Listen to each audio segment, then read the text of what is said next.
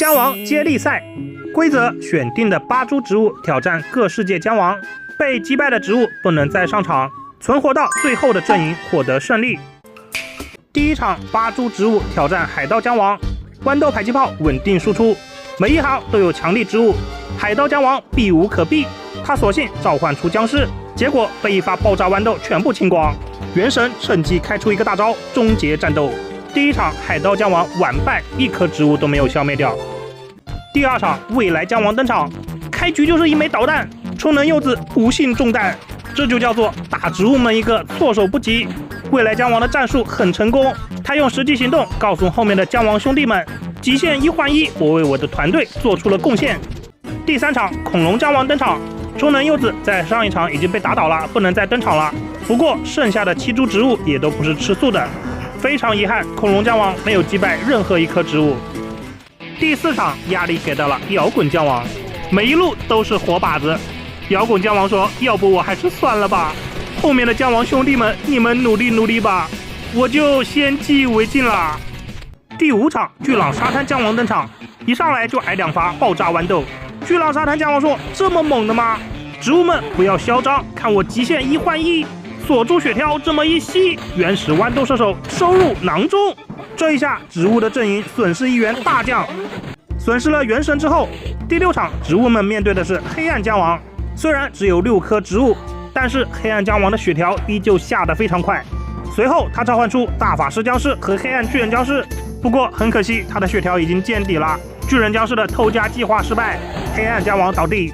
第7场蒸汽将王登场，蒸汽将王跳到了1、2路，承受着金箍棒的持续伤害，扛不住，这里不是人能待的地方。但是蒸汽将王很执着啊，他一直徘徊在上面有金箍棒啊，你的血条都快没了，你为什么不躲呢？你想干嘛？哇，我悟了！蒸汽将王忍辱负重，只为了给猕猴桃致命一击。这样一来，植物的阵营上面2路全部失守。关键时刻，蒸汽将王召唤的小火车被打断了，差一点他就能终结比赛啊！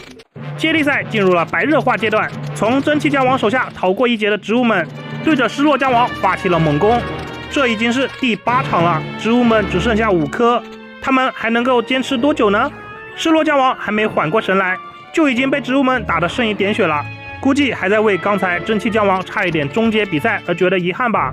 打起精神来，失落将王来到了一个安全的位置召唤僵尸，可惜在豌豆迫击炮看来，这个场地上你就没有安全的位置。电击蓝莓说：“俺也一样。”很快，失落将王就被植物们击败了。第9场埃及将王登场，经过前面将王的不懈努力，植物阵营都已经减少到5株了，但是对埃及将王来说还是难了一点。行吧，这个将王就当送了。第10场冰河将王登场，剩下的将王不多了呀。这一场将王接力赛究竟是植物能取胜，还是将王获胜呢？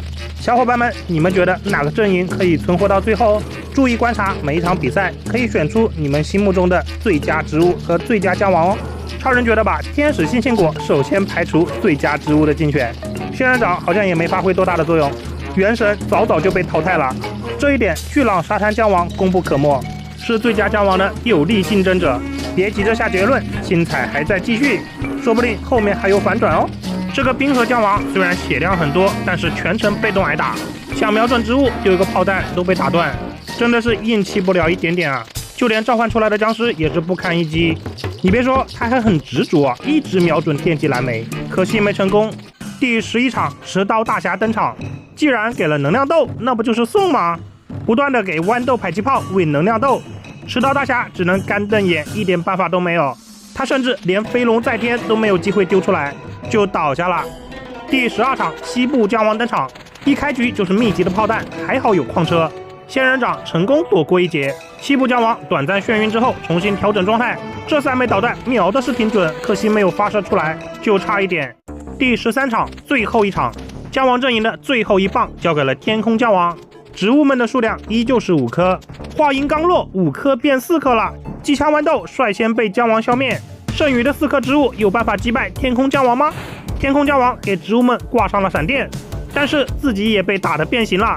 最后的决战时刻了，谁能获胜呢？前方高能预警，天空将王开启大招，豌豆迫击炮和电击蓝莓没了，仙人掌和天使星星果也被消灭了。最终将王阵营笑到了最后。